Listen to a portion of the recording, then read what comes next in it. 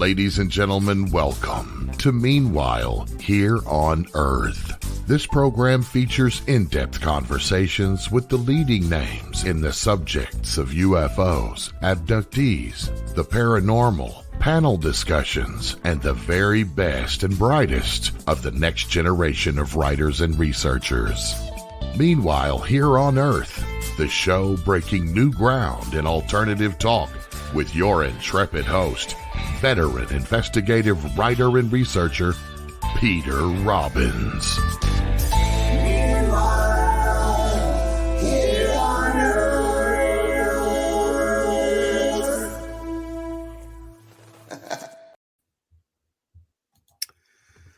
Hello, and welcome or welcome back to Meanwhile Here on Earth, here on KGRA Digital Broadcasting. You are watching or listening again on KGRA, and should you wish to become a subscriber, just go to their website and follow the protocols.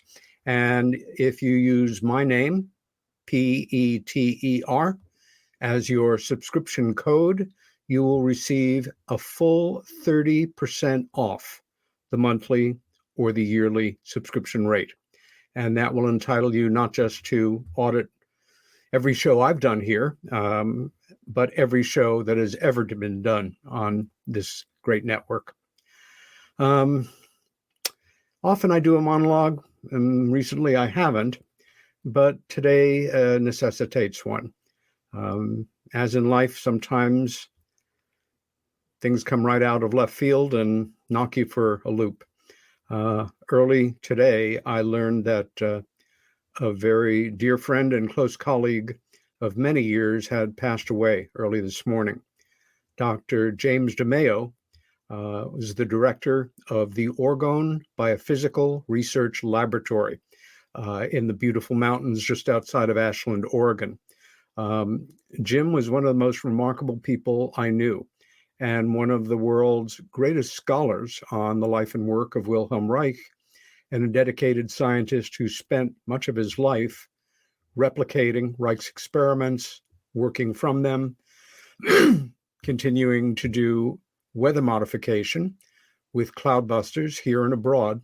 And I'd like to first read his bio as it exists if you were to visit the Orgone Biophysical Research Lab.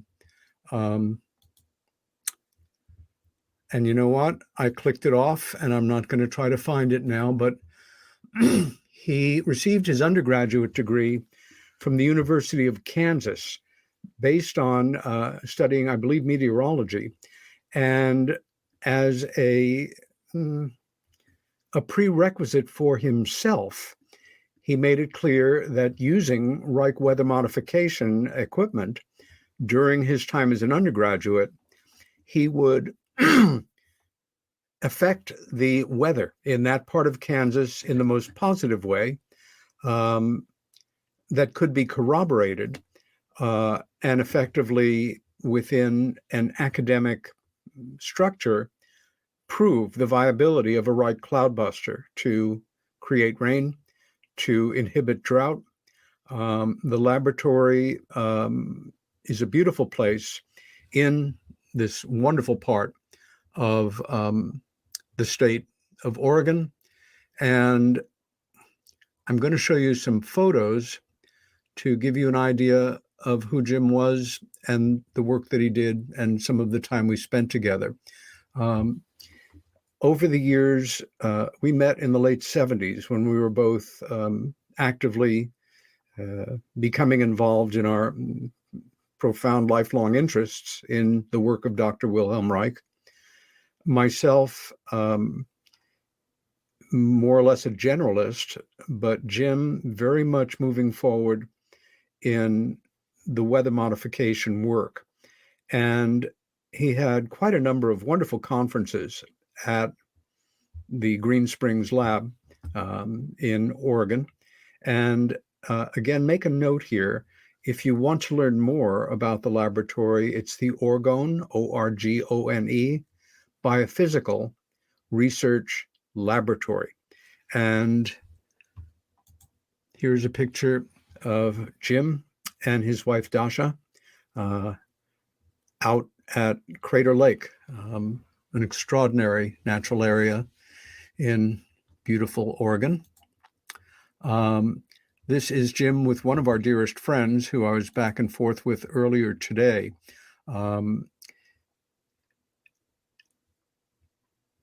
Luis Rey is from Spain and a very dedicated follower of Reich's work.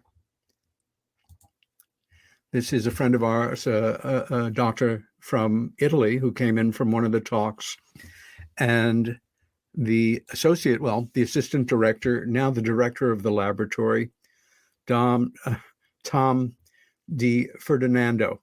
Tom has been Jim's dedicated assistant for decades, and we all send him our love and condolences along with Dasha as he assumes this important new role. This is the main building at the research laboratory. And this is Jim some years back giving a seminar. It was a beautiful day, so we set up chairs outdoors and did it out there. This is one of the outbuildings. Some of you have heard of orgone energy accumulators, wrongly referred to as orgone boxes or other slang terms. They are made of layers of organic and inorganic material, which holds and reflects energy. They are in a building, which is an accumulator in itself. I've used them over the decades, and they really do work. It's the inside of one of the accumulators. And this is one of the cloudbusters on the property. I guess I should not use this as an opportunity as a lesson in orgonomy, the science that Reich created on how energy functions in the living and non-living realms. But this device that looks something like an anti-aircraft gun draws down energy from the atmosphere that may be stale and not moving, hovering over an area where it's experiencing drought, and gets the energy moving. And if you draw from the direction of water, Reich conducted experiments with this in both Maine and the state of Arizona, and broke every weather record ever established up until that time with responsible use. It functions by having these large industrial BX cable. They're empty, but they're grounded in moving water or a well, and it creates a drawing. The best example I could give you was my wonderful Russian Nana. If you'd have you were breaking out or something when you were an adolescent, she would cut a potato in half and have you hold half to your face. It was a folk remedy, but it had the same function. The natural life in the potato literally drew the toxins to the surface and helped that blemish heal earlier. This is one of many dormant volcanoes in the great state of Oregon. And here we are up about 7,000 feet near one of the greatest natural locations I have ever visited in my life. Crater Lake, which I would never have seen if it hadn't been for Jim, is the open top of a long dormant volcano with a beautiful little volcanic island in it.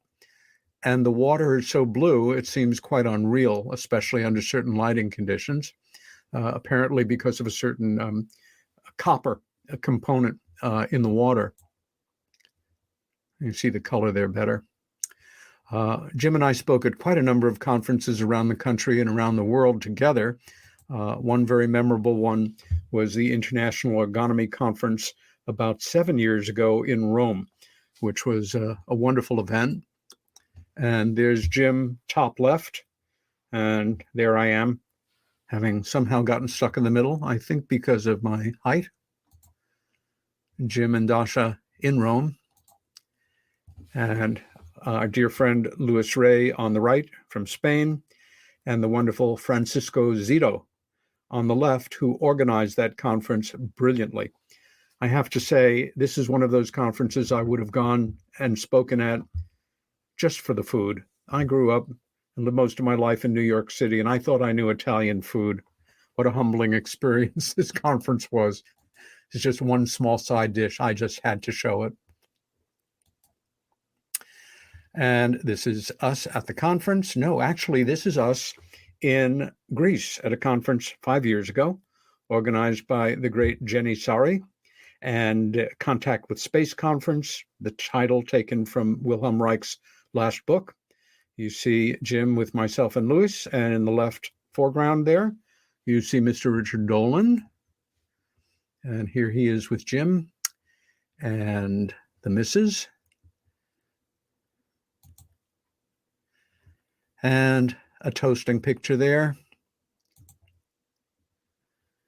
And I guess that's the last picture of us ever taken. I will miss this extraordinary man.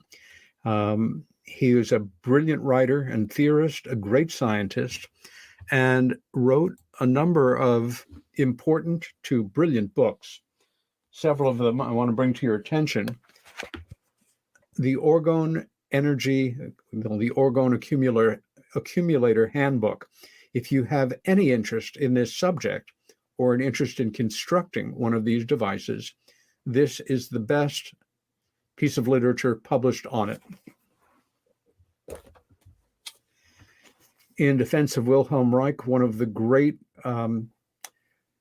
best books about Reich. Almost all the books I've read about Reich are uninformed, skeevy, biased, dismissive, and are written by people with little or no appreciation of his accomplishments and work.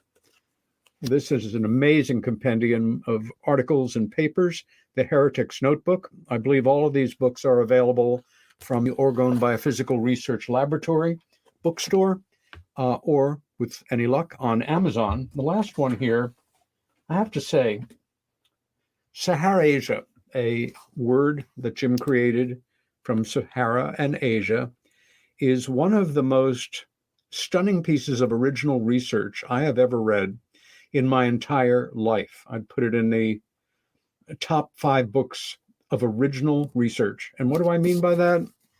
Jim took a number of established fields, meteorology, archaeology, anthropology, studies of human sexuality,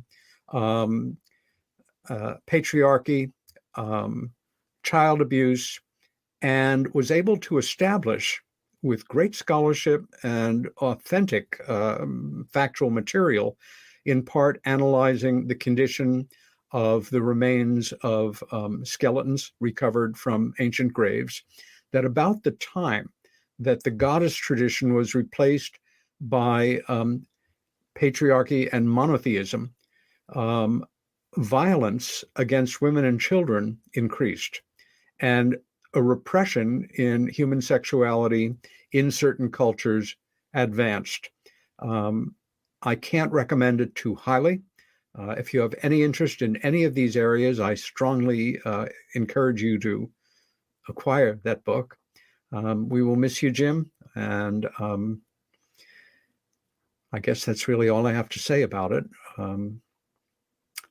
And now, let's work to a positive note and allow me to bring on my guest for this evening.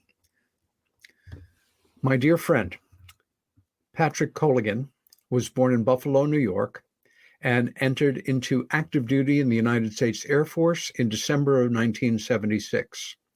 He served as a sergeant and nuclear weapons specialist and was stationed at RAF Bentwaters and RAF Woodbridge in England from July 1977 to July 1980. He departed the Twin Base complex 5 months before the now famous Rendlesham Forest UFO incident occurred. He was then stationed at Griffiths Air Force Base in Rome, New York, a few hours from where I am, with the 416th Heavy Bombardment Group of the Strategic Air Command. Following his military service, he moved to California, attended Moore Park College, and graduated with a degree in exotic animal training and management, then worked in movies and television as a wild animal trainer in Hollywood. In 1987, he moved to San Diego and became an elephant trainer at the San Diego Wild Animal Park, since renamed the San Diego Zoo Safari Park, and by far the most distinguished, prestigious, highly regarded zoo in America. When he left in 1999, he changed careers and became a corrections officer at the Roswell Correctional Center outside of Roswell, New Mexico. He left the state prison system in 2012 and went to work as a security contractor for the United States Department of Homeland Security at Federal Law Enforcement Training Center in nearby Artesia, New Mexico. He has worked there for the past 10 years. It was while working at the RCC at the corrections as a corrections officer that he had one of the most memorable UFO sighting events that I have ever heard of. And I'll say here parenthetically, I've been doing this work for more than 40 years. I don't know how many hundreds of people have shared their stories with me, but Pat's is indelible and certainly one I will never forget, because ultimately it drew me in a very personal way. Patrick Colligan, welcome to Meanwhile Here on Earth. Hi, Peter. Glad to be with you. It's great to have you here, my friend. You were not aware of it, but I have wanted to have you on this show as a guest since the very first episode. One of the things that I'm always interested in is how people became the people that they are, the turns that life takes, the influences upon us that make us, again, the adults we become. And in your case, we've shared a lot of stories over the years. You and your wife have been incredibly kind and gracious to me as hosts on a number of visits to Roswell. And I want to start by asking you a little about your family. You were born in Buffalo, and I know you have a sister. Are there any other siblings? I have a brother and a sister. I'm the oldest of three. Very good. And growing up, was your mom a working mom or a mom, stay at home and take care of the kids mom? My mother always worked. She was a registered nurse, and she worked the night shift at Millard Fillmore Hospital in Buffalo. Oh, boy. While I ask this next question, I'm going to leave the mic and turn on my backlight. Would you tell us about when you mastered the craft of reading and the kind of books you were drawn to? Well, I suppose one of the earliest books that I read was Babes in Toyland, and I liked that as a very young child. And I would have the book read to me over and over again, and then I could turn the pages of the book and tell the story verbatim as though I knew how to read. But I was actually 3 years old and I hadn't learned to read yet. I'm laughing in part because my grandniece is doing the exact same thing now. And following shortly, I'm sure, will be my younger grandniece. I remember as a little boy, I never read the book, but my grandfather introducing me to the story in the wonderful early 1930s Laurel and Hardy version. Did you ever see that child's film? No, I don't think I have seen. Well, there's some homework for you to bring back old times. Once you had mastered the adult world of reading, what kind of books were you drawn to? I think mainly, well, I'll tell you a book that was influential on me. When I was 10 years old, I read Chariots of the Gods. Well, that's precocious. Yeah, I'd say that was influential on you. Yeah. and that sparked a lifelong interest in the topic of UFOs and extraterrestrial visits, which we share a profound interest in. When you started to be introduced to the world of movies, was it on TV or going to the movie theater with your family or with your friends? How did that begin? Well, some of the early movies that I went to with my family was to the drive-in, Cool. and I remember seeing The Dirty Dozen at the drive-in, and also Planet of the Apes. Not bad. Well, we've talked about your dad, and I've been mesmerized by some of your stories. He was not like my dad or a lot of dads that I knew. Can you tell us something about your dad and share some thoughts about him? Well, my dad was a highly intelligent person. I think that he had attention deficit disorder. He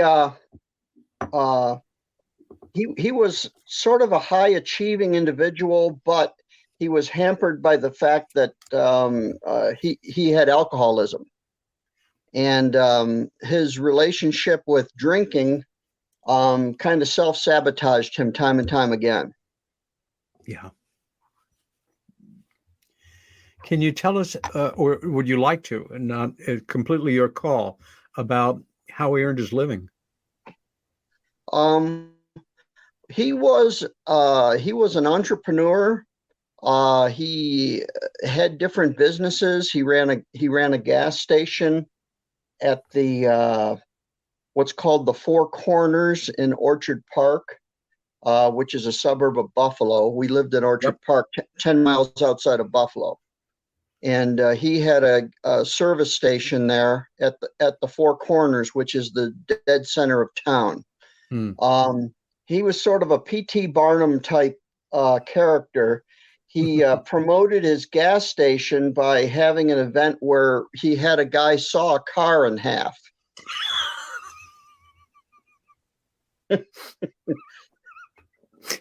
and that's one of my earliest memories. Nobody in the world that I know or will know has that as an early childhood memory. You got that locked down, Pat.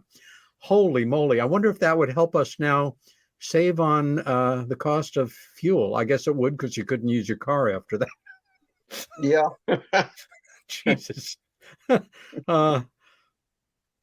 a certain point growing up, maybe you realize that nice as that part of upstate New York is, it's a little cold in the winter, and maybe you didn't want to spend the rest of your life there. Was that something that came up in childhood or when you were older? Well, growing up, that was all I knew. Sure. And so winters in Buffalo are basically 6 months long.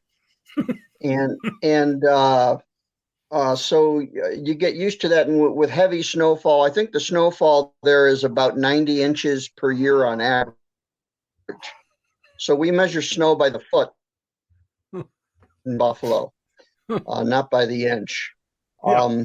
I went through a number of blizzards in my childhood. And when I was 12 years old, I had a morning paper route. I delivered for the now defunct Buffalo, the Courier Express in Buffalo, which was the morning paper. And the Buffalo Evening News was the evening paper, which has since been renamed the Buffalo News. Mm-hmm. And the Courier Express went out of business a couple of decades ago. But I delivered early morning in the dark in outside of Buffalo, New York. I delivered papers where I had to go through 3-foot snowdrifts to get to the houses to put the paper in the door. And so all of these stories that people tell about traipsing to school in the snow and all that, mine are real. I had a paper route too, but I got to be on my bicycle and hit the porch whenever possible. you would have had to have had a very special bicycle, basically a tank with treads and a heater inside. Yeah, it was a little different environment. Yeah. What kind of movies did you favor growing up? Oh, I think the first movie was Billy Jack, and I liked all the martial arts stuff in the movie, and him being the unlikely hero and the defender of the downtrodden. Yep. Yeah, that movie had an impact on me as a child. At a certain point, you're in high school. Did you have a UFO sighting as a young person, or was it just an intellectual interest from having read Chariots of the Gods at 10 years old? Yeah, just an intellectual interest. I didn't have any UFO incidents growing up. Just a curiosity in the subject. I think just a pretty average curiosity, nothing outstanding. Yeah. Any other interest when you were growing up into any kind of sport or, other thing that kids are into?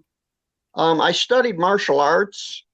I studied an Okinawan style called Judo-Ryu with the world master who had trained in Japan and had lived in Japan and trained under his master and had become the successor. Was very, very hard, very disciplined. We had 3-hour sessions, and we even dispensed with belts. There were no belts. We just did serious training and went to tournaments and that sort of thing. Mm-hmm. Pat, most of us, even if we don't have pets, we love animals or some kinds of animals. Many of us, we live with a certain level of hypocrisy in that we love certain animals and we eat other animals. That the word love is very flexible there. What was it when you were young? During my time in the Air Force, Well, I guess what I'm getting at here is based on what we're about to go into in terms of am I coming through? Yeah. Okay. So Mick Blackwell was the last guy that I studied under. He had won some kind of a competition in the UK of sort of like the something with the stars or something, the UK version. So that was his claim to fame. And he was another charismatic guy. So that's mainly my involvement with sports growing up. Got it. You're coming through high school. For a lot of us, we're lucky enough to either have some help from or get a scholarship, and we go on to college from high school. You went into the Air Force. What was it that made you want to join up, and why the Air Force rather than another service branch? Well, when I was in high school, all of the kids a couple years older than me, they were all being drafted and shipped off to Vietnam. And so I had pretty much reconciled myself to that was my future. That when I finished high school, I would go into the military and go to Vietnam. But when 2 months before my 17th birthday, Saigon fell to the communists, and we were out of the war. So by a twist of fate, I just narrowly missed being drafted and sent to Vietnam. Yeah. But I think I was already so established in my way of thinking that I was going to go into the military that I didn't let go of that. Yeah. I spoke we had a lot of veterans in our town who were a few years older than me and that went in various services, and I spoke with all of them. And I came to the conclusion that the Air Force was probably the best service for me to go into. And so I chose the Air Force. Now, a couple of months before I enlisted, I was involved in a very serious auto wreck. Oh, no. That kind of propelled me toward making a change. I was a passenger. There were 6 of us into this GTO 1970 red GTO convertible. And we were out driving in the country, and the driver was racing against another friend of ours in a Camaro. Oh, Christ. And the guy who was driving, he went into a wild turn and flipped the car. So we rolled over 1.5 times and went once end over end. Oh my God. And there were 6 of us in this GTO convertible. And it was a rag top. Fortunately, the top was up. And none of us were wearing seatbelts. Oh, Christ. And when the car subsided, when we went into that first roll, it was all just twisting metal and breaking glass, and everything went into slow motion. Of course. And when we finally stopped rolling, we were upside down, and we were on the side of one end of the car was on the shoulder of the road. The other end of the car was on some people's front lawn. And the passenger compartment was suspended over a 4-foot deep ditch. Oh my! Back in those days, there were open ditches along the sides of the roadway. Sure. And that 4-foot ditch gave Saved us your the life. space to survive. Yeah. Yes, and the canvas top acted like a net catching us. So by just a twist of 1,000,000 to 1, we survived the wreck. Everybody was okay? One guy spent a couple of weeks in the hospital with various injuries, but I came out of it unscathed, without a scratch, just badly shaken up from being tossed around. When the car finally subsided, I was sitting in the back seat on the right-hand side, the passenger side, and there were 2 guys sitting next to me and 3 guys in the front. When that car wound up upside down, I was tossed back into the part where the back window was, and the seat had been thrown out. And so I couldn't see anyone else. I was separated from everyone else in the car. As far as I knew, and I was laying in the water in this ditch upside down. My gosh. And my first thought was drowning. And my second thought was gas was pouring out of the gas Oh no. tank. And my second thought was, oh no, we could go up in flames, and here I am, and I'm trapped. And so You're 17 years old? I was able to shake. Yes. And I was able to shake part of the roof and let people know where I was. And the driver was able to, there was a tear in the roof, and he was able to enlarge that tear, and I was able to crawl through. Good Lord. And get out. But my first thought was that I was the only one who survived, that I was in just the right place, because I couldn't see anyone else. Yeah.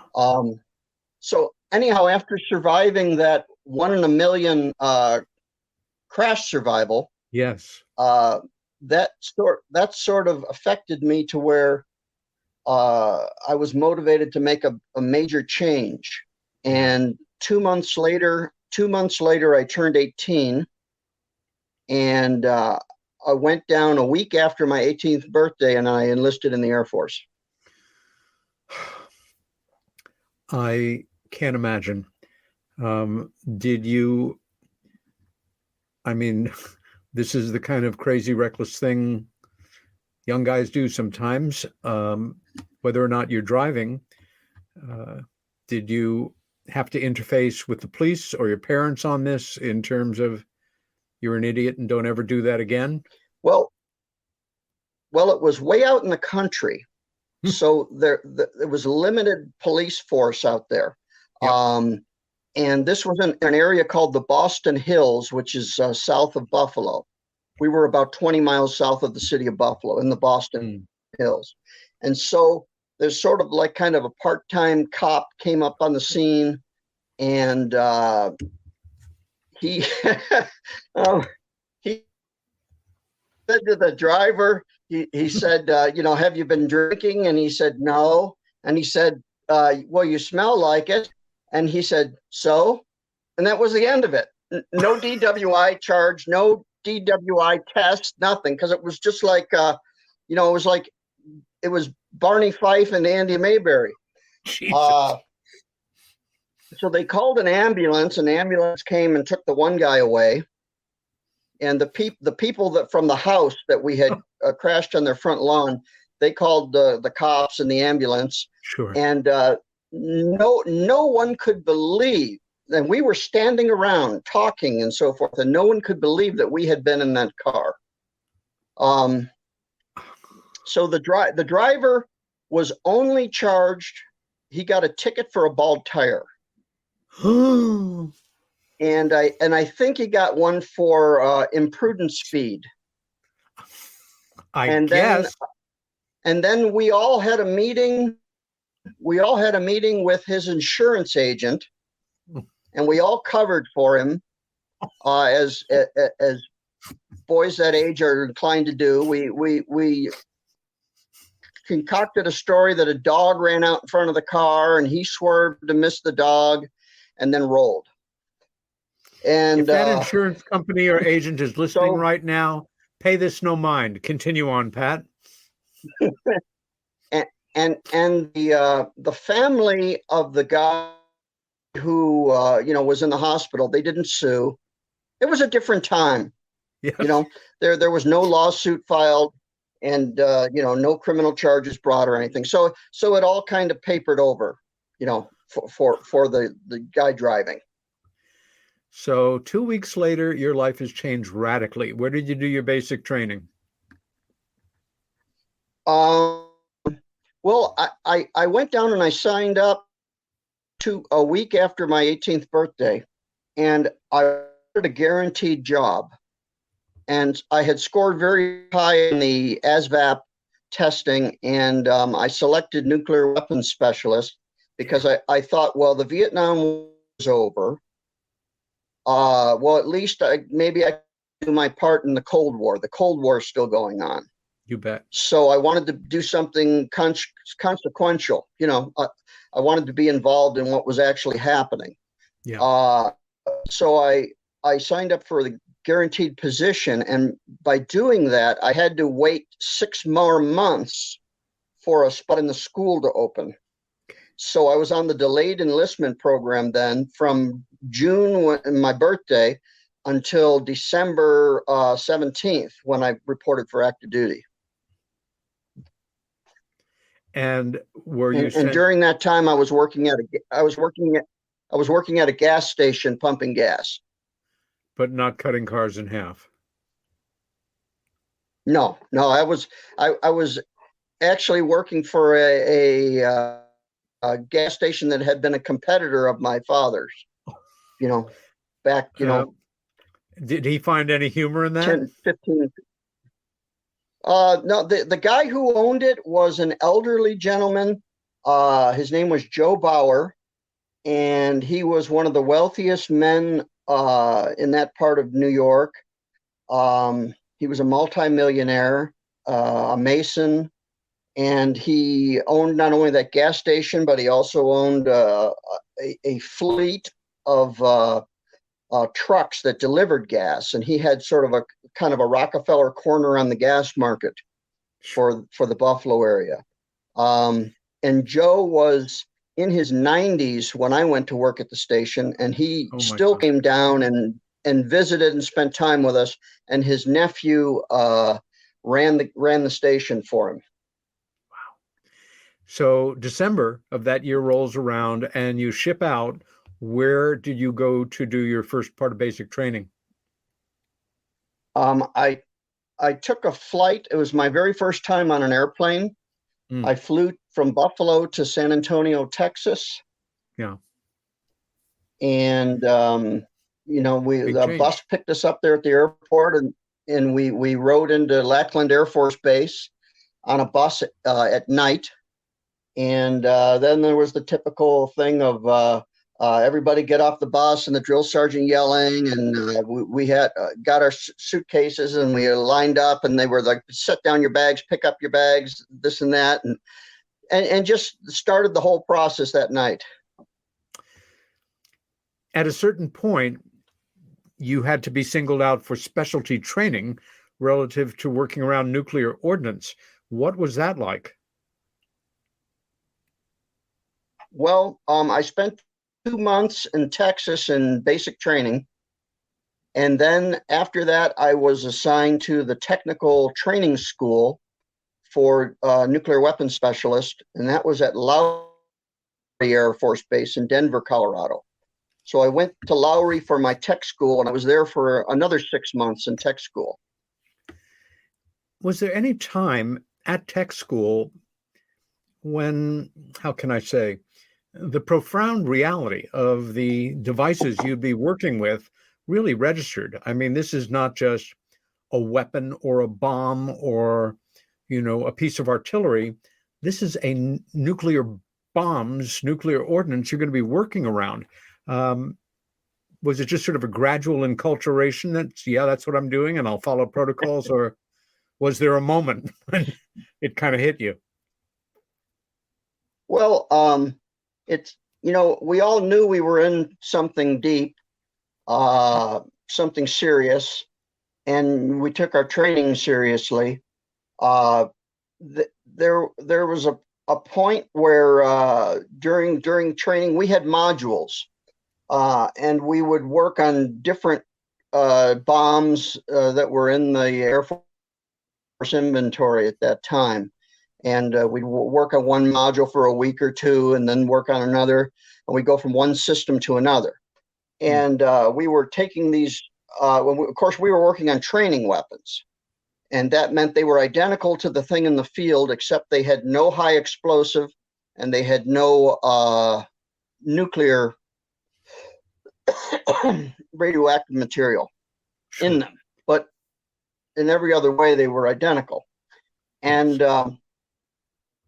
we would tear these weapons down, and there were points where we were like really into something sensitive and switching out some components or something. And the instructors at that point tipped over a garbage can and banged the lid and made a big old noise, like right while we're into something very sensitive, to see how everybody would react. And our class held together pretty well, and just continued on. And they'd had incidents where people just fell to the floor in a fetal position, and that's kind of how you washed out. Yeah, that'd be me. So either you were being screened psychologically, yes, and academically. Good. Yeah. And for your suitability and progressing in the training, and they were small classes. My class only had 7 airmen in my class. Pat, and we had a different instructor for each module. Got it. You complete your training, and then you're all going to be sent to the bases where you're going to be serving. Did you have a base of choice or a country of choice, or they just said you're going to this base? Well, when we got close to graduation, 5 of the 7 guys in my class got assignments, and they were all stateside. Wow. Mainly SAC bases. There was me and one other guy, me and Ricky Horman, who we did not get assignments yet. And our assignments came about a couple of weeks later, 2-3 weeks later, we got our assignments. And he got Germany and I got England. Wow. And Ricky Horman opted. We had an opportunity right before graduation to select if we wanted to go to the EOD school, which is Which is? Emergency Ordnance Disposal. Oh boy. That's the bomb squad Yeah. for the Air Force, the bomb experts. Right. And we nuclear weapons specialists were 463s, and the EOD were 464s.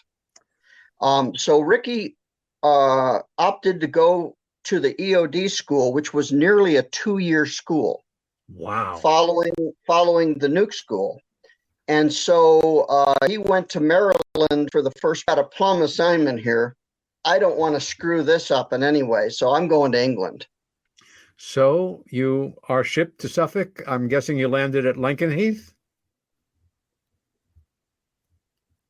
We landed at Mildenhall, and then we bussed about an hour drive from Mildenhall to Bentwaters. Got it. And when you came into Bentwaters in those days, when you came into Bentwaters in those days, you were greeted by Quonset huts. And we were told that was the senior NCO quarters. That's where the senior NCOs lived on base. They lived in Quonset huts. So everything was pretty primitive back in 1977. I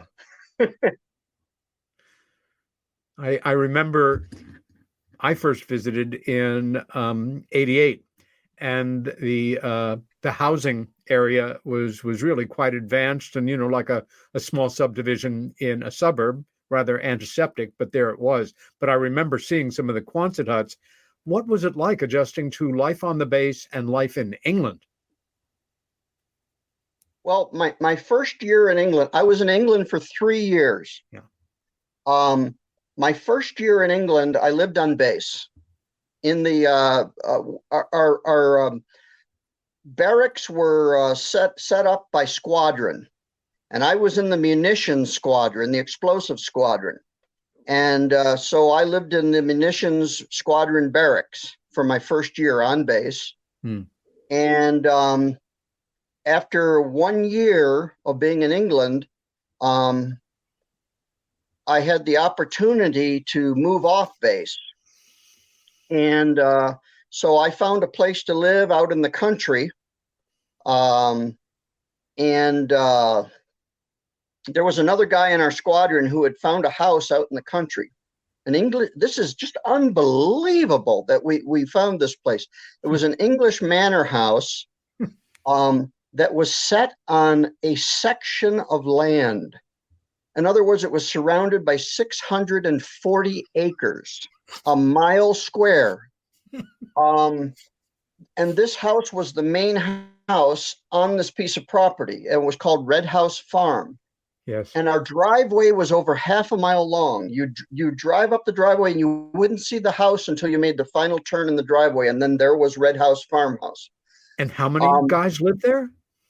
Well, this guy in our squadron who got the house, he had a family, wife and children, and he lived in the downstairs of the house. And me and another guy from the squadron lived in the upstairs of the house. So we had plenty of room, and it was real nice, an idyllic setting, something just like out of an English romance novel. Yeah. And unbelievable that a couple of enlisted guys from the munitions squadron scored such a house. And I spent my last 2 years in England living there in Red House Farm in a little farming community called Sternfield, which was outside of the town of Saxmundham. Yep. And how long was the drive to work? We were 10 miles from Bentwaters. And so you had a vehicle? Yes. First, I got a motorcycle.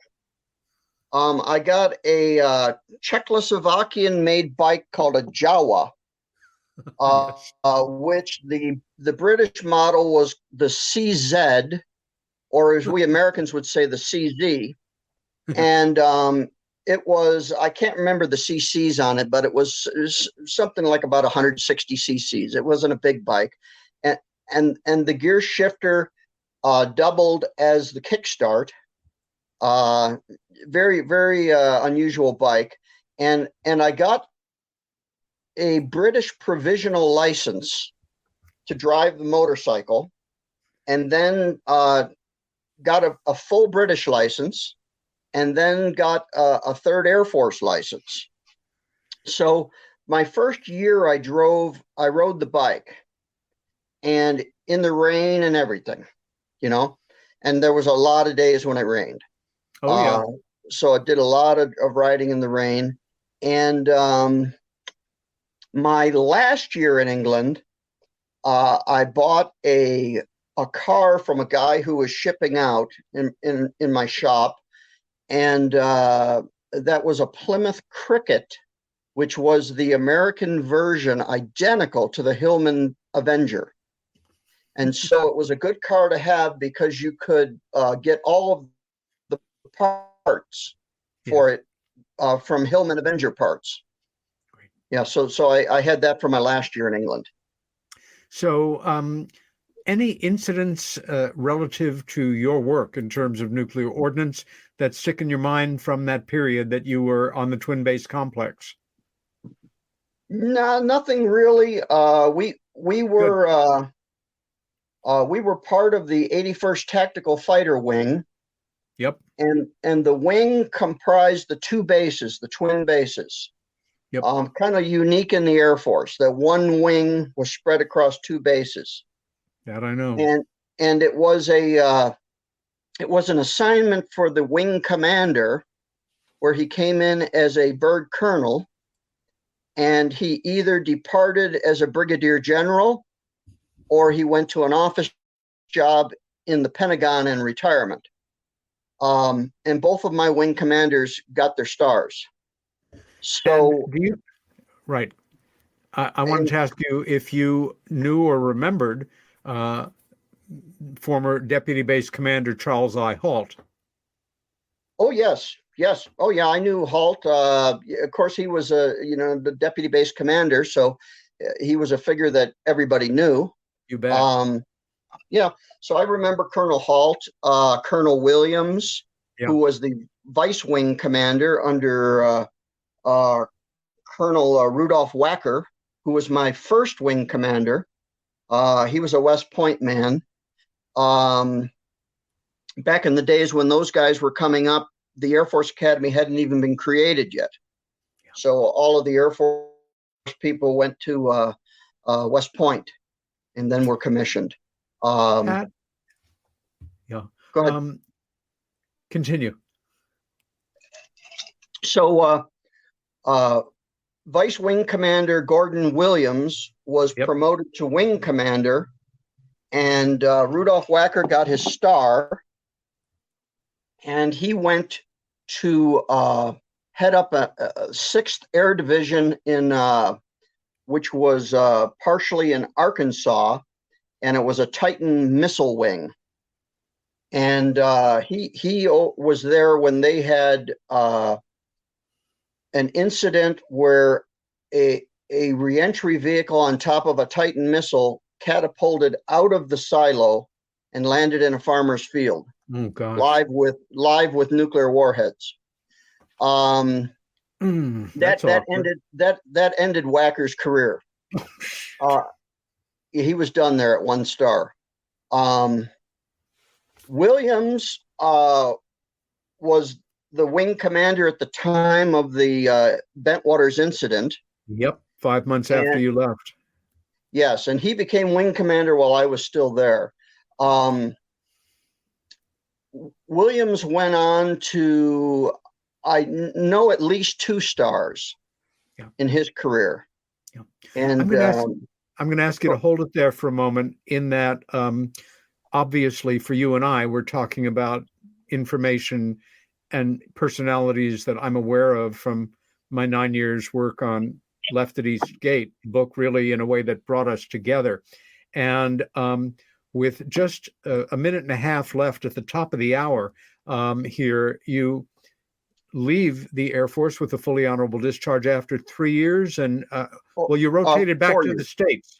Right. You rotated back to the States and spend your last year at Griffiths in Rome, New York.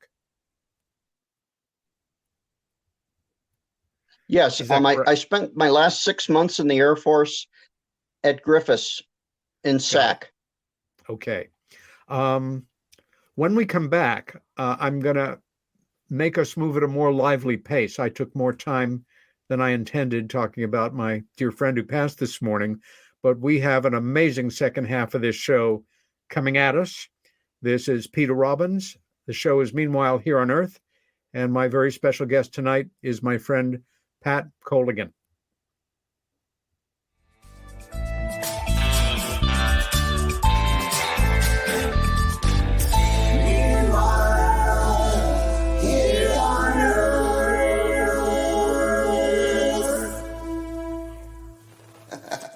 Hey members, the new KGRA DB app is now available on iOS and Android devices. Gain on-demand access to any KGRA DB programming. Download any show directly to your mobile device to listen or watch on the go. Go to the App Store and search KGRA DB.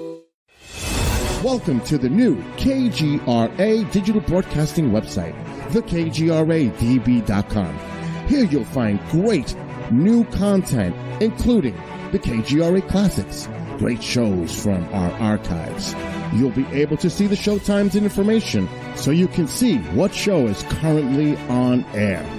The on-air live button. So just go to this section and you'll be able to hear the show live with exceptional sound quality. We also have the Vault section. Make sure to subscribe to get access to great content and special features.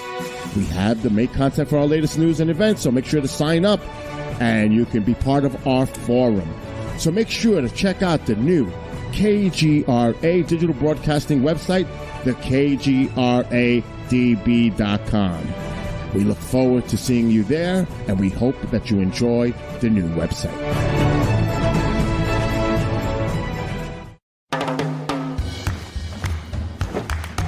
I don't want to talk about it.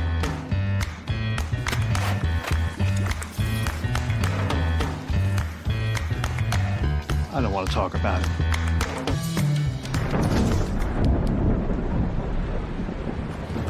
Families don't have to talk about everything, but they should talk about how to plan for an emergency. Get tips and resources to make your family's emergency plan.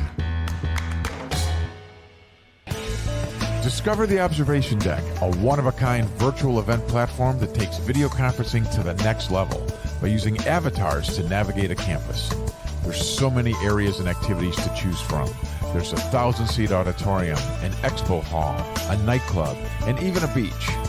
So come attend a conference, take a class, or hear a lecture on the incredible Observation Deck campus.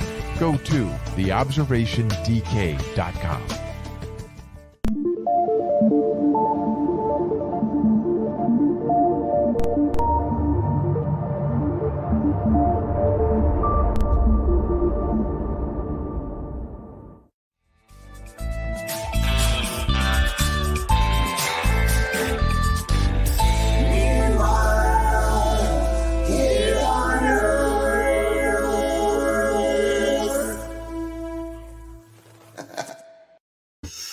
And we are back. Meanwhile, here on Earth, your host, Peter Robbins, my guest, Pat Colligan. Pat, you leave the Air Force after 4 years with an honorable discharge, and you decide to make a career move, very unusual for somebody without a background in, well, animal husbandry, being a graduate of Cornell Veterinary School. You wanted to work with large animals. What was it that made you want to take that extraordinary career decision?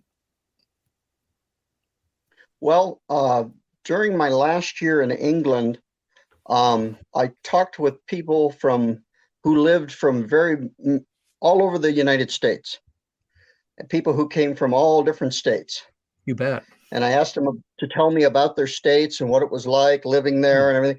And the most positive experiences that I got was from people from California, thinking that their state was the best. So I decided during my last year in England that when I got out of the Air Force, I could go live anywhere I wanted to, and that I would go and live in California. So after I got out of the Air Force, I took a road trip and drove to California and started my life there. Yeah. But what was it that drew you to what most people would consider a really extraordinarily exotic career? Well, I was working. I got a job in downtown Sacramento, working at a convenience store at night. Mm-hmm. Okay. Now this was in the peak of the recession.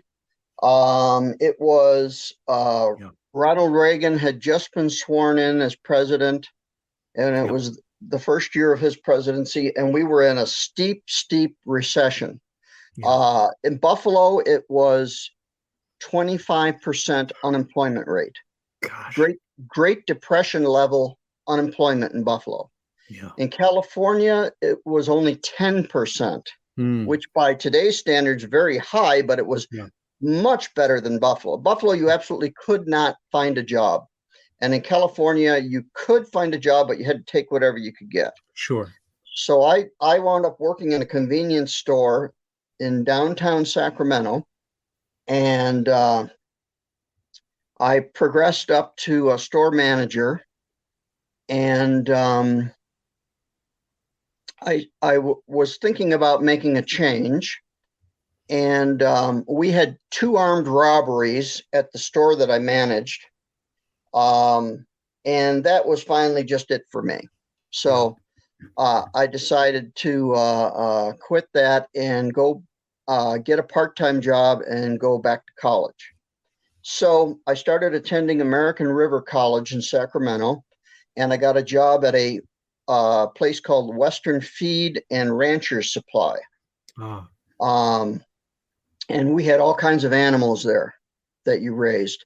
But stepping this back a little bit, when I was thinking of making the transition, there was an ad in the Sacramento Bee newspaper for an elephant keeper at the Sacramento Zoo. Wow. And I looked at the qualifications, the minimum qualifications to apply. And I thought, well, wow, that would be a great job to have. And I read the qualifications. I didn't even meet the minimum qualifications to apply for the job. Yep. But I thought to myself, okay, I can go about getting those qualifications and then, apply for a future position. Yes. So that's part of why I made the transition and went back to school and went to work part-time at the Western Feed and Ranchers Supply. We had chickens and ducks and guinea fowl and hamsters and small animals, small pet animals and things like that. So I got some experience raising that stuff and did a lot of working in the warehouse, carrying out feed sacks to customers. And then started taking college classes at American River College. Well, I knew that the animal field I wanted to go in, you really had to have a master's degree to do anything, to really be employable. And then I knew I needed a bridge to that, some type of occupation. So I was looking at animal health technician. There was a 2-year program to get certified as an animal health technician, and you work for a veterinary practice. And I was looking at that, and then a counselor there told me about this program in Southern California that was a 2-year program, and you got a degree in exotic animal training and management. And they had a zoo at the college where you got 2 years hands-on experience working with exotic animals. And I thought, wow, now that's something. So I applied for that program in Southern California, got accepted, and then I moved from Sacramento down to Moore Park, California. So you graduate this program. Was it then that you began to work with exotic animals in television and film? Yes.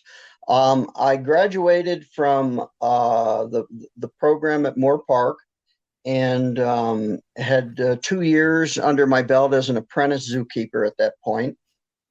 And I got hired by a company that trained wild animals for movies and television. Yeah. And so I went to work there, and that working for that company enabled me to raise and train Michael Jackson's pet chimp, Bubbles. I was going to say, when you first told me about that, and this, of course, is way back in the day, before Michael had any, tinge of scandal attached to his name. He was a brilliant pop star.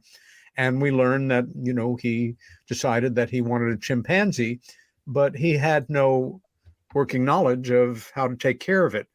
You developed a relationship with Michael as well as training the chimpanzee and taking care of it. How did that work?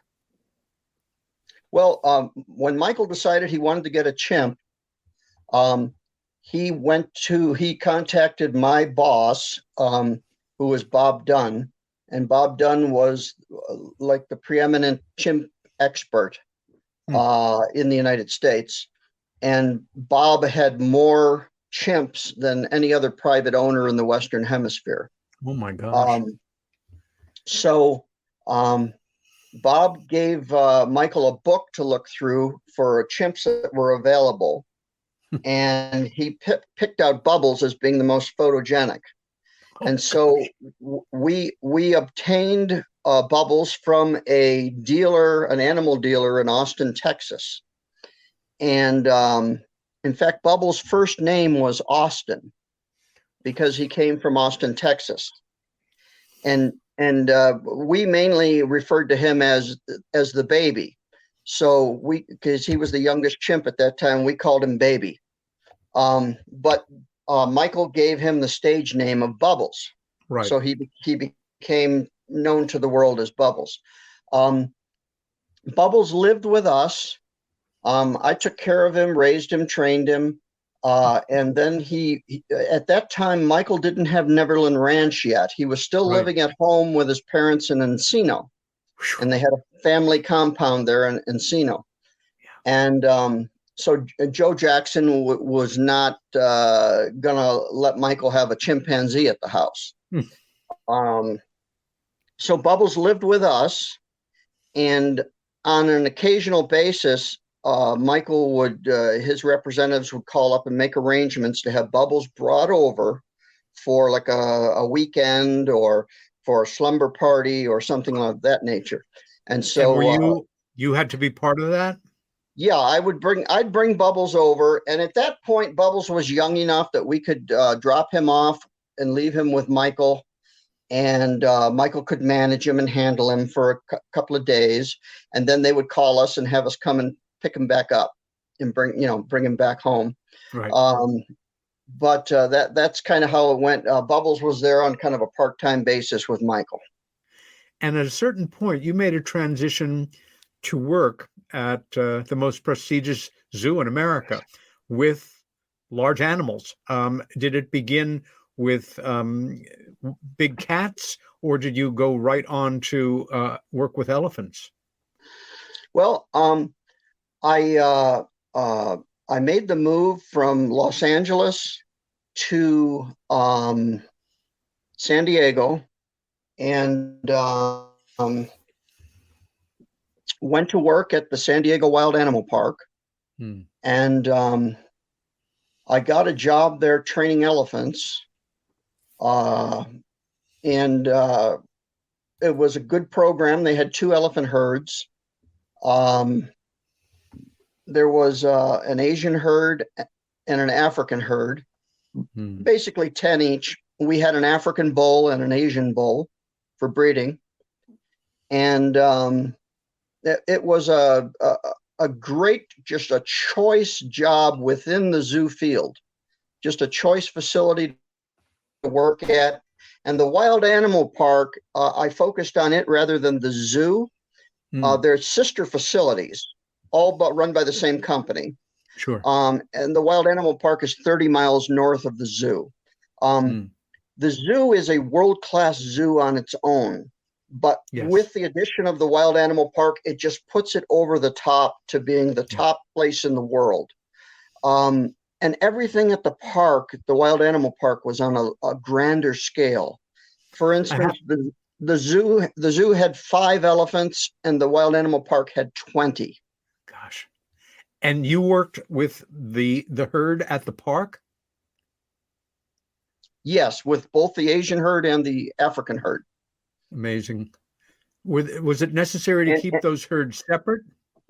Yes, it was 2 separate gene pools, two separate groups, social groups.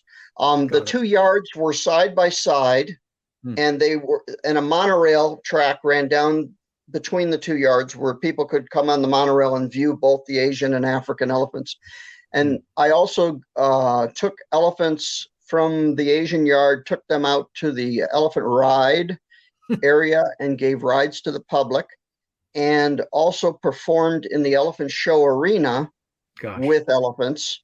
And so, it was a good all-around experience, getting to work with a number of elephants, both types of elephants, and, also in just a world-class facility. So it was a wonderful opportunity, a wonderful experience for me.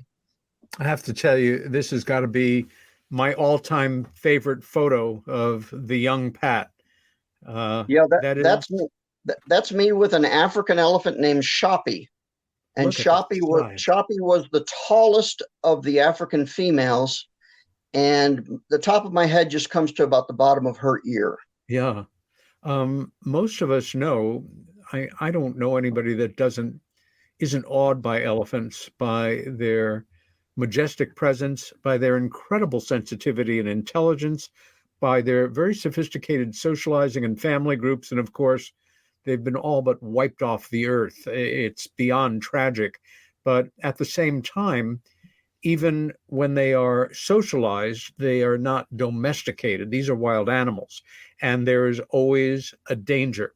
After many years of working with elephants, the event that you shared with me that caused you to move on to your next career was, for me, and much more for you, shattering, heartbreaking, tragic, and absolutely, I don't know anybody that ever had anything like that happen to them. Will you share that event with our listeners and viewers? Okay, well, there were 2 major events while I worked with the elephants, and they both involved the Asian herd. The first event was a co-worker of mine, Dave Saomarcos, Saomarcos, Dave Saomarcos. He was a young 20-year-old who started working with us at the elephants, and about 10 months in, when he was 21 years old, he had a serious elephant attack. And that is up on YouTube. You can go to that elephant attack by Cindy the Elephant on Dave Saomarcos, and an extremely violent attack on Dave. Now, that happened when I had been with the elephants for maybe 8 months. So that was early on in my career. Then and that attack happened January 31st, 1989. Then in mid-March of 1991, we had another incident where a fellow elephant trainer, Pamela Orsi, was killed by elephants in the Asian yard. She was in the yard working with an elephant named Carol. Carol was being very cooperative and was following her commands. But unbeknownst to Pam, 2 other elephants in the yard began to tussle and fight. And those were Alice and Cha-Cha. And they came into her area and pushed her up against Carol, sandwiched her between the 2 elephants. Oh, God. And she got the wind knocked out of her and fell to the ground. And then we believe it was Alice that trampled over Pam's head as Alice and Cha-Cha were tussling and moving on by. Now, it wasn't an intentional attack. It was incidental. Yeah. But Pam lost her life. Yeah. And I was one of the first people to respond on the scene. Yeah. And I've seen in news footage from local San Diego television. I'm standing next to her body and picking up her elephant hook. And I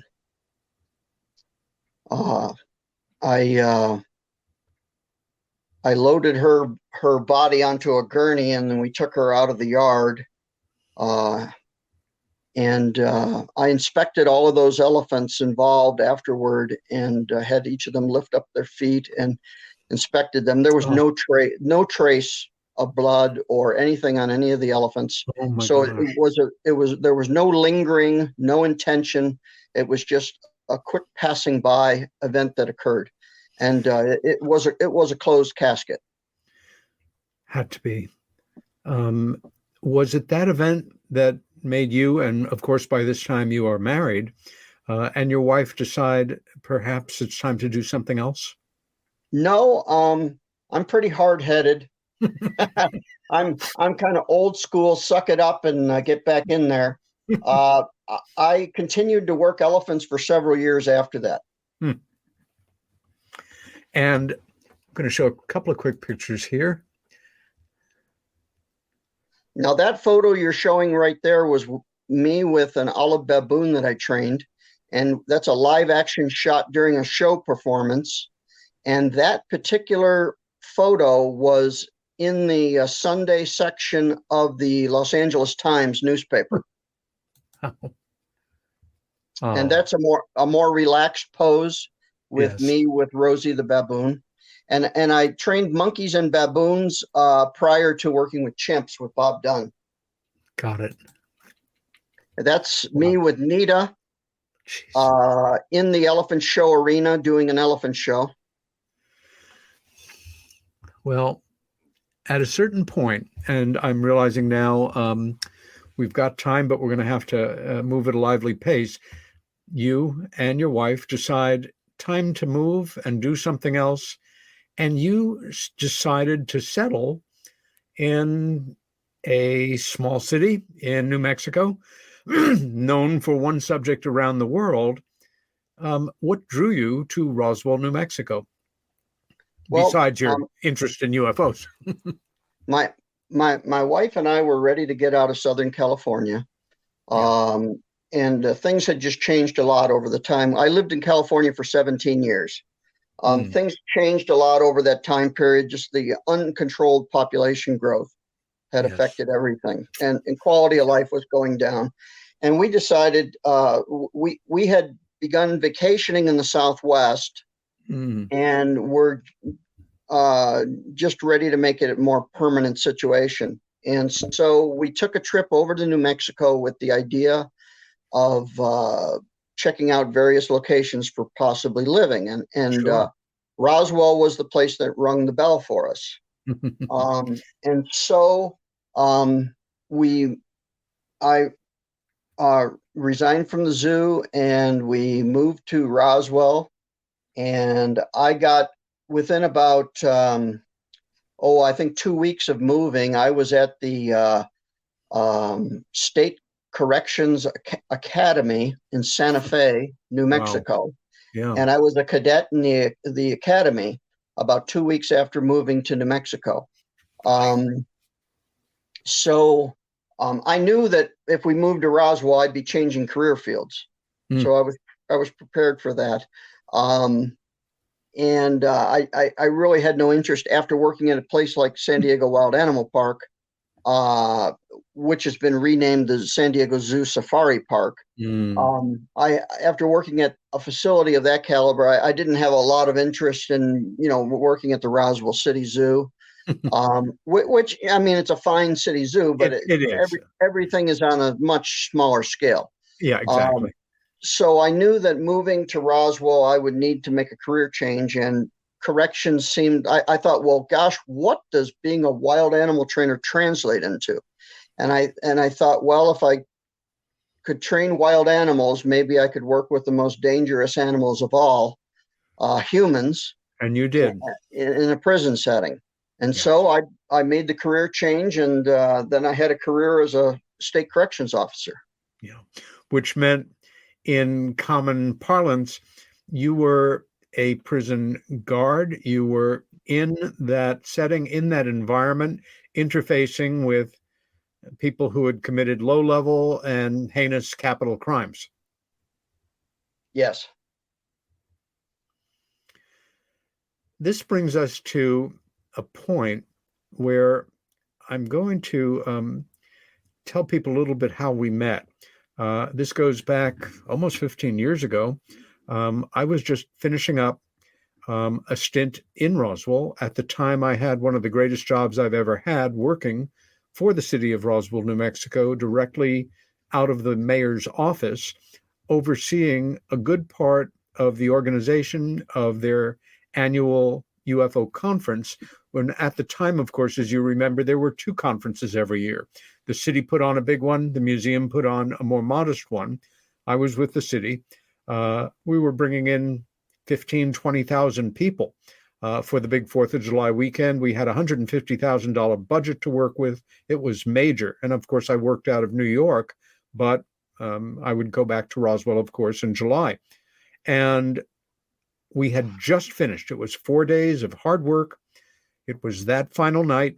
And I'm sitting in my favorite restaurant in town, Pepper's, almost after hours, sitting in a corner, having a bit to eat. And I look up and I see a very pleasant face, very respectful in terms of, I know you're eating. And you introduced yourself. And I invited you to sit down. And there began our friendship. And that evening, you told me a story about your UFO sighting experience that ultimately changed my life. Would you share that story with our listeners and viewers, Pat? Yes. I was working the night shift at the time, and I was on a post called Vehicle Patrol, in which I was armed with a 12-gauge shotgun and rode around in a vehicle on the prison's perimeter and was there to interdict any escape attempts. And let me interject here for one moment to let people know the corrections facility is way out on the prairie. Is it 15 or 20 miles from Roswell itself? It's a 25-mile drive from the city of Roswell down to the prison. Got it. And continue on.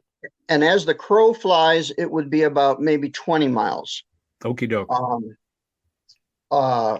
It would be 20 miles from the Roswell Correctional Center to the old base.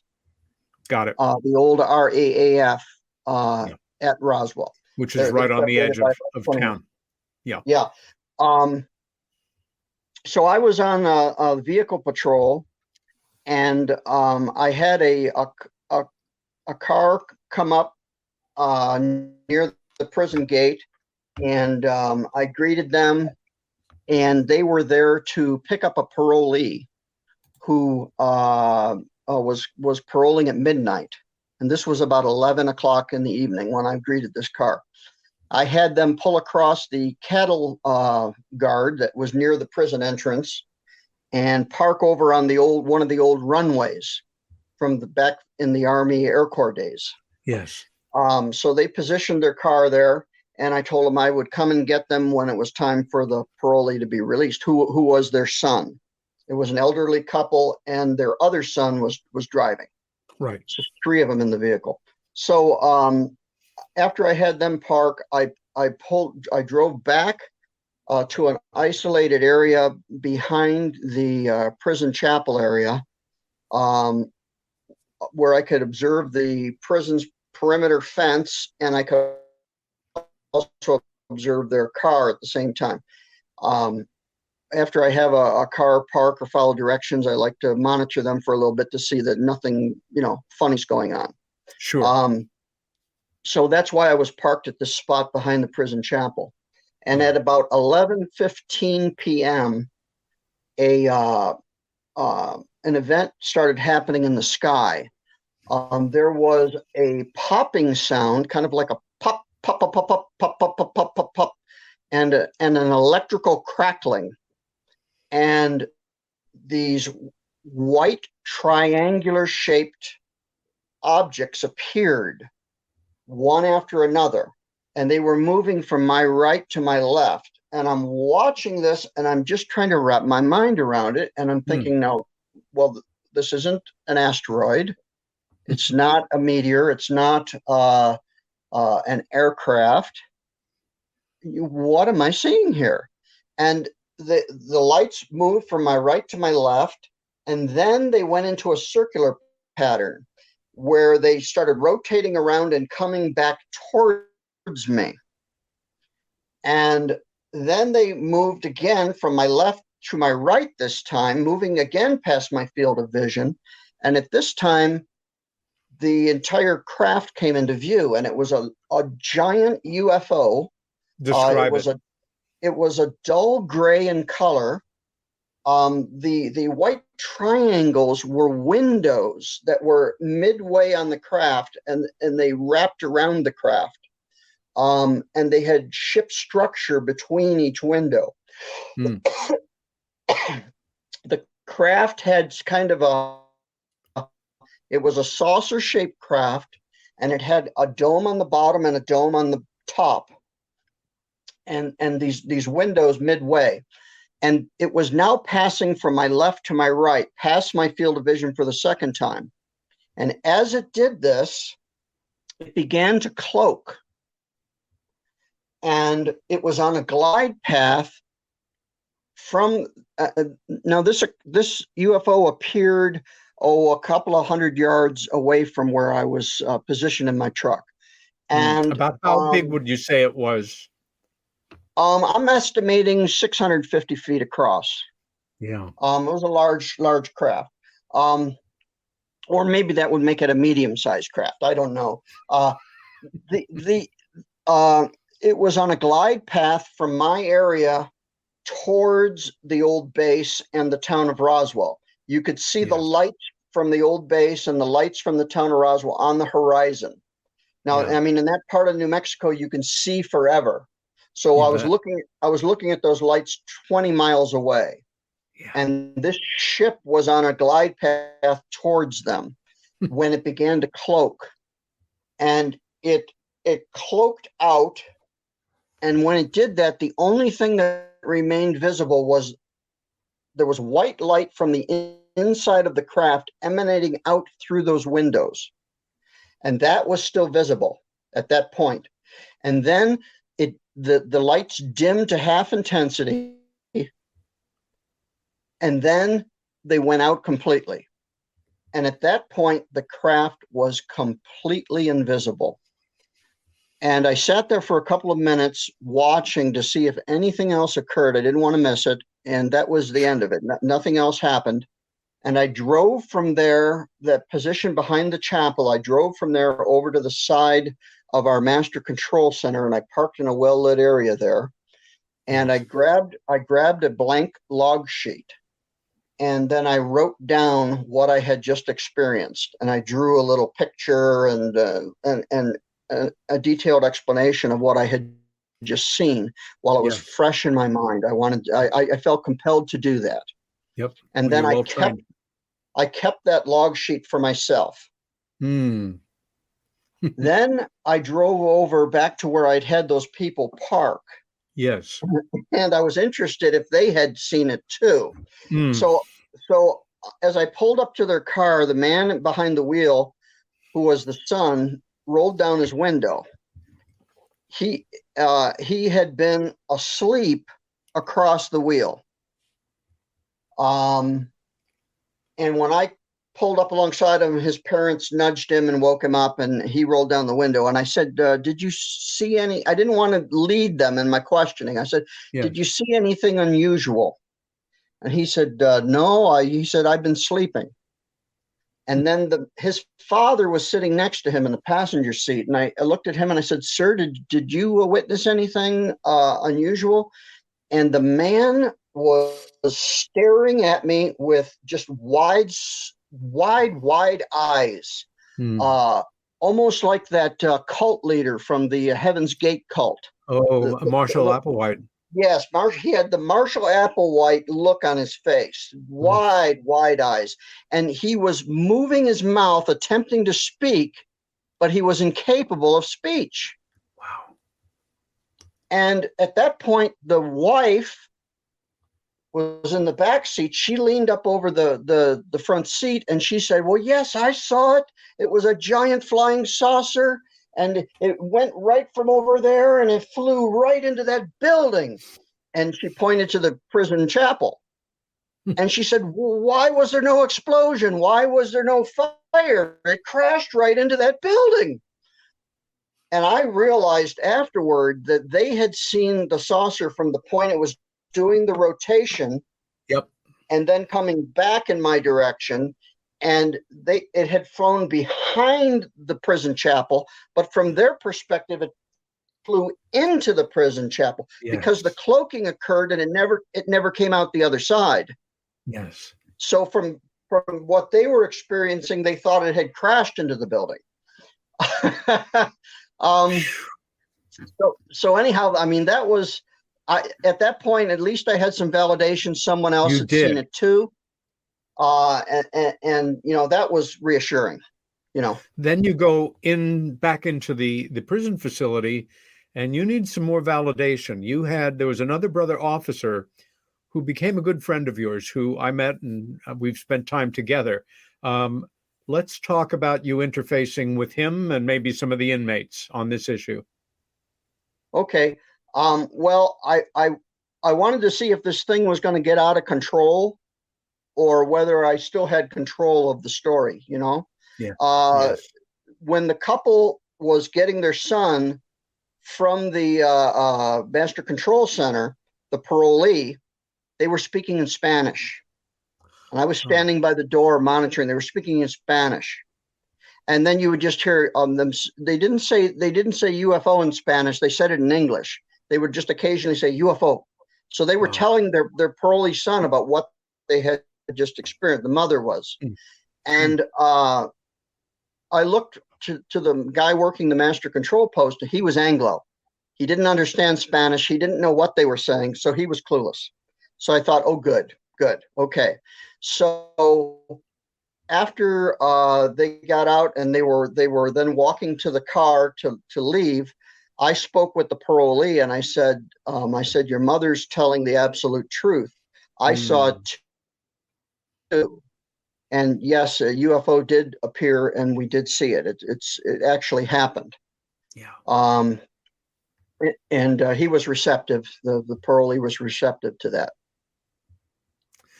Then a little bit afterward, I spoke with a fellow officer who was a close friend. Yeah. And I got him in my vehicle and drove him out to where I was parked and described to him what I had seen. And he was the only one that I told that night. Right. So, and actually for a long time after the incident, I had only discussed it with that one officer and my wife. Yes. Were the only two people I had talked to about it until years afterward. So here we are at our very first meeting. It's quite late at night, and I am quite mesmerized by the account you are giving me. I had been tired, but all of a sudden I was incredibly curious. And I don't remember, I think you asked me if I was interested in going out there. And I said yes, and out we went. And you drove me to this facility, and we walked out onto the prairie, and you recreated the whole event as it would have happened that night. And with the stars overhead. And this first visit that you made to the prison, it was in the afternoon. It was daylight. That's right. That's right. And then we went back at night. A subsequent time when you came to Roswell, was a couple of years later, we decided to drive out there at night. And in fact, we went at the exact time that the incident had occurred, same time of night. So I'm trying to remember though, did we go there at night only once or did we go twice? I think once. I think I took you there twice, once in the daytime and then again at night. Because it was a year or so later, we go out there at night. And again, it is dark, had a full day. And once again, you create this event for me. Yeah. And yes, you and I parked our vehicle on the old runway where the people's car had parked. Just off the prison grounds across the cattle guard. We started our discussion then of what I had seen. I pointed to you where I was parked behind the prison chapel, and we discussed it. Then we drove down the runway until it became a dirt road. We got out again and we discussed the incident some more, standing outside the car, discussing amongst ourselves. Then we got back in the car and we drove the dirt road back to the back road, which is the old YO Crossings Road. And that runs behind the prison. And then we started down the old YO Crossings Road. And we got right behind the prison, right behind where the sighting had occurred. And there was a ranch entrance there. That's right. And there was some metal art marking that turnoff for the ranch. And it was the Cheshire Ranch.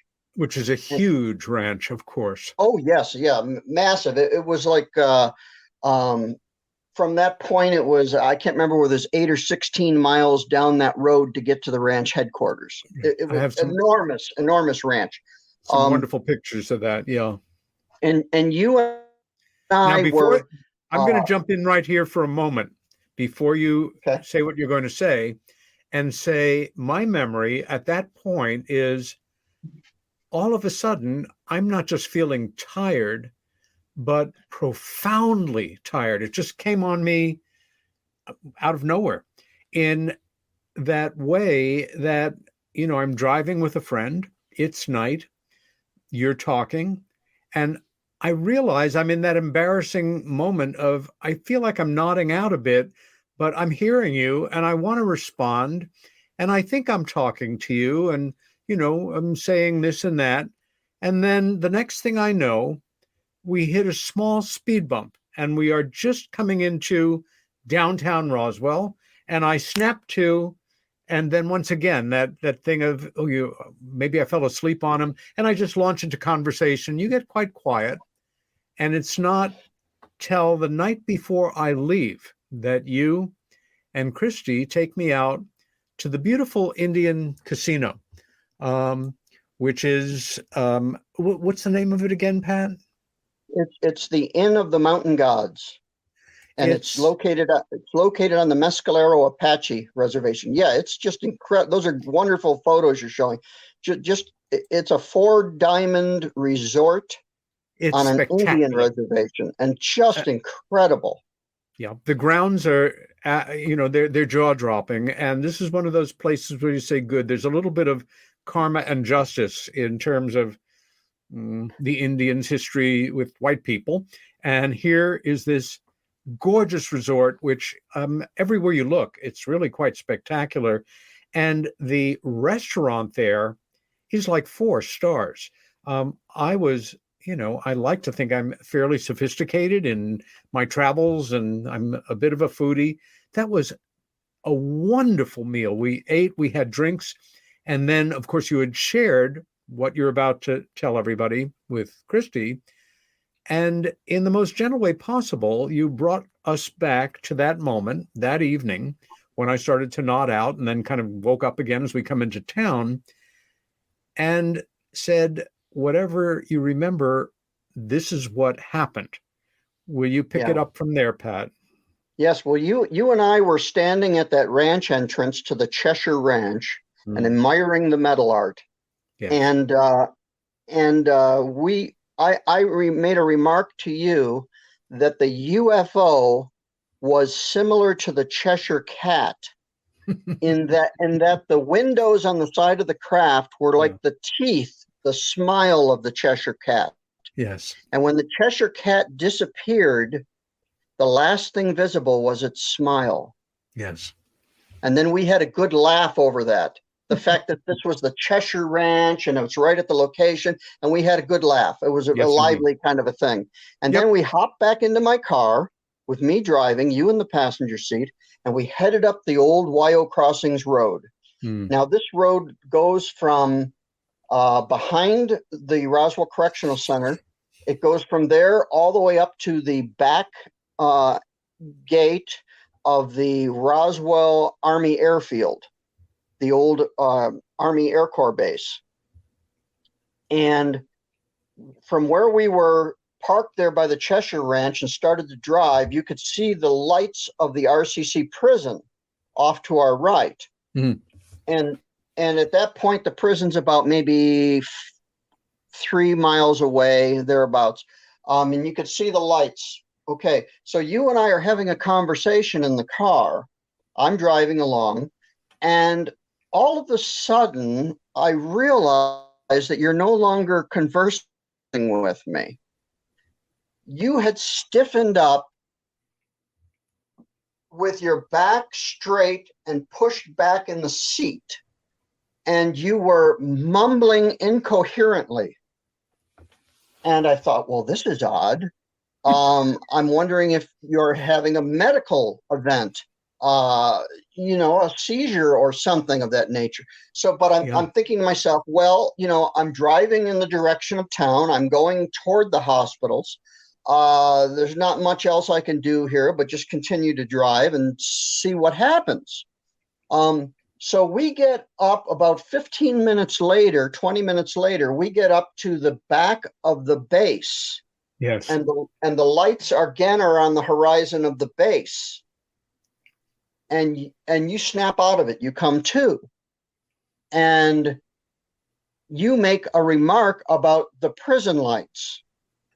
And I realize that for you, that last 15, 20 minutes is missing time. Yes. And you're disoriented. You don't realize that we've traveled this distance. Not at all. And so I just kind of make a joke of it, laugh it off. You dropped me off at the home of the people I was staying with. Yes, and I dropped you off. And then it was the next day or two, we went up to the Inn of the Mountain Gods, and we had drinks and dinner. And I said to you, Peter, I said, do you know what happened the other night? And you were pretty much oblivious to it. You knew something had taken place, but you didn't know quite what. Yeah. And I explained to you what I just expressed. And, I asked if you had similar incidents, there was any kind of a medical type of a situation. And you said, no, that never occurred before. And I guess it hasn't occurred since. No. And it was not medical related. No. So that's just a weird twist to this whole thing. Yeah, I know myself well enough to know that I have never had an event like that happen before or since, as well as we can know these things. And I thought you handled it after the fact in just the right way, because that time was completely gone for me, but not in the traditional UFO missing time sense where you're gone. I was there, but it wasn't, whatever was going on with me was not under my direction, under my control.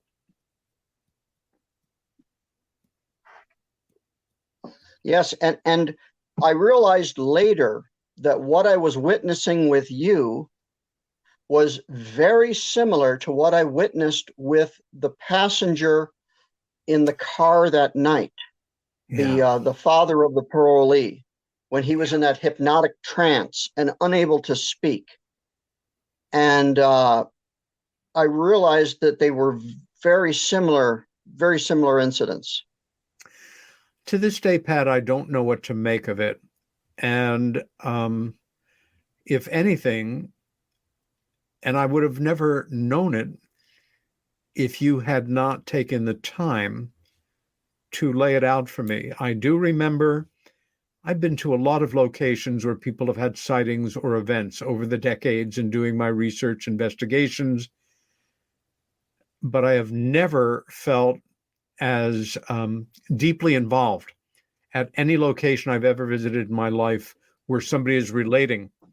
This is a sighting of such an extraordinary, I mean, your detail, and I know you well enough to know you're a man of character and you spin nothing. You have been involved in a lot of high security work over the years that you have worked as a contractor for the Department of Homeland Security, which is why we're not showing your contemporary face as opposed to your elephant keeper face.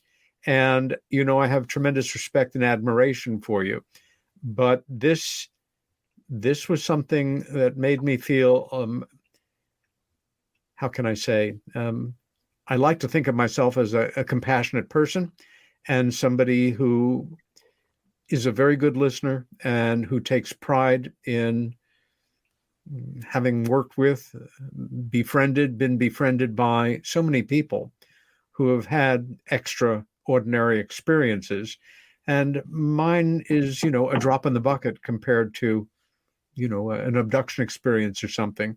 But for me, again, that location. Yeah, there's a feeling there. There's a presence there. You know, I mean, it's hard to describe. Am I correct in remembering in your original description of this craft, which when you gave me the size, you know, I think of like Stevensville, Texas, where it was described as big as, you know, a aircraft carrier. This was not that, but it was massive. Yeah. And it was thicker, you know, more like a hamburger shape than a disc. Yeah, and you mentioned the word aircraft carrier. Something I left out when I just told you the story was that when that ship was appearing, I reached for my shotgun, which was next to me, and placed my hand on the shotgun. And at that point, a telepathic message came to me of aircraft carrier. Just a simple phrase, aircraft carrier.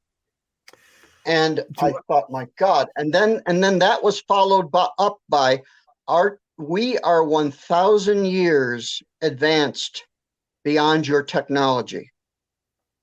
So what I realized it was a telepathic communication from the occupants of that craft to diffuse any aggression on my part. And it worked. I was going to say, shotgun, good with a individual with bad intentions. Against that, no. I don't think so. No, that's a mismatch. Yeah. A mismatch indeed. Do I remember correctly that it had 2 rows of windows or one? One row. They were enormous panel windows. They were rectangular in shape, and they were, say, horizontal. You know, with ship structure between them. At any point, was it close enough for you to make out movement in the window areas? No. I just saw the white light emanating out of the windows, and I did not see any occupants. Wow. Well, in the time we have left, we have had some grand adventures together, Pat. You are so knowledgeable about the part of the country that you have made your home. And in terms of the history of the Old West, on one of my visits, along with dear Jennifer Stein, the executive producer and director of the terrific Travis, the True Story of Travis Walton documentary, and my dear friend, Georgie Sirota, you took us on a tour of an area that's most famous for some of Billy the Kid's most colorful behavior. And exploits. Exploits for sure. And you recreated it for us in remarkable ways. Also, I remember, you know, these are the signs.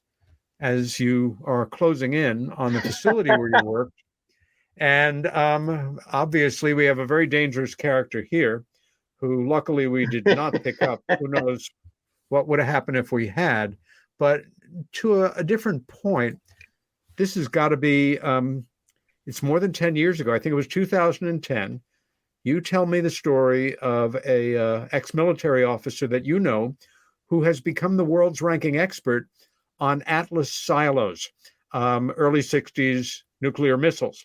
And that he knew because all of the analog nomenclature, all of the manuals and things had disappeared out of the Pentagon. He became the de facto expert, that he had bought and sold silos, and he was restoring one outside of Roswell to be what it was like when it opened. And was I interested in going? Well, we went along with your dear friend that you had served at the Correctional Institute with. We spent 4 hours underground, and I very quickly, because it's a matter of minutes till we end here, the very mundane looking entrance out there in the middle of nowhere, and we start to descend, and we get to the blast door, which either weighed 2 or 3 tons, made to resist a nuclear blast in the vicinity. Get a sense of it's like a mega safe door, to put it mildly.